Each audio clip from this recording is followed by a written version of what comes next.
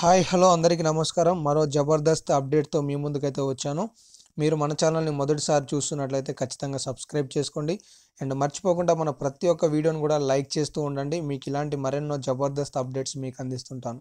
తాజాగా అసెంబ్లీ సమావేశంలో రైతు బంధు డబ్బులకి సంబంధించి సీఎం రేవంత్ రెడ్డి గారు ఒక శుభవార్తను అయితే అందించారు.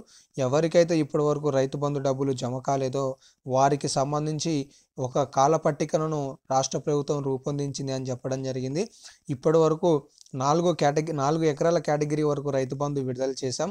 సో ఫిబ్రవరి 1వ తారీఖు నాడు ఉద్యోగస్తుల జీతాలకు 4,000 కోట్ల రూపాయలను రాష్ట్ర ప్రభుత్వం వెచ్చించింది. కాబట్టి రైతులు ఎవరూ ఆందోళన చెందాల్సిన అవసరం లేదు. మీ అందరికీ కూడా రైతు బంధు డబ్బులు జమ చేస్తాం.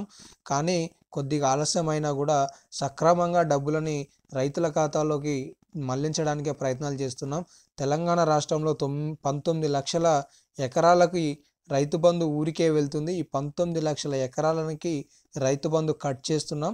దీనికి అయ్యే ఖర్చు 1,900 కోట్ల రూపాయలు.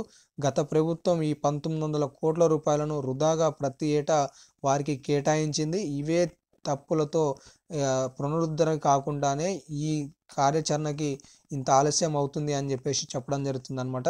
కాబట్టి తెలంగాణ రాష్ట్రంలో ఇప్పటి వరకు రైతు బంధు ఎవరికైతే రాలేదో వారికి సంబంధించి రైతు బంధు అనేది ఈ 15వ తారీఖు కల్లా దాదాపుగా 50% పూర్తి చేయాలని రాష్ట్ర ప్రభుత్వం భావిస్తుంది.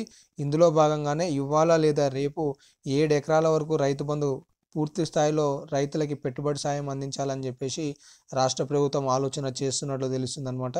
కాబట్టి రైతులకి త్వరలోనే రైతు బంధు మీ ఖాతాలో పడబోతుంది. కాబట్టి మీ తోటి మిత్రులకు కూడా షేర్ చేయండి. ఇలాంటి అప్డేట్లు మిస్ కావద్దనుకుంటే సబ్స్క్రైబ్ చేసుకొని ఫాలో అవుతుండండి.